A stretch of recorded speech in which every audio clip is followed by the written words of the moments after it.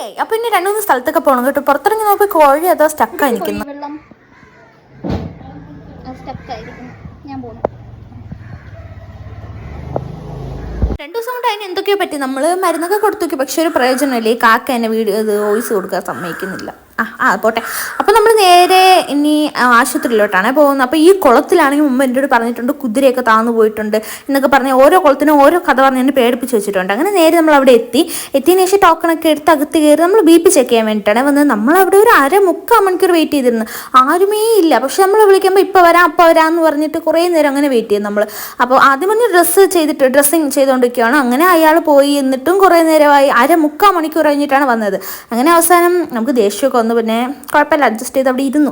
അങ്ങനെ BP ഒക്കെ check ചെയ്തു. നേരെ അക്ഷയയിലോട്ട് പോയി. നമുക്ക് വന്ന എല്ലാ കാര്യവും നടന്നില്ല, പകുതി നടന്നുള്ളൂ. നാളെ ഒരു വരവ് കൂടെ വരണം. അതെന്തൊരു ചോദ്യം. പിന്നെ എനിക്കും എൻ്റെ അനിയത്തിക്ക് ഒരു മഞ്ച് വാങ്ങി. അത്രയല്ലേ. ബൈ.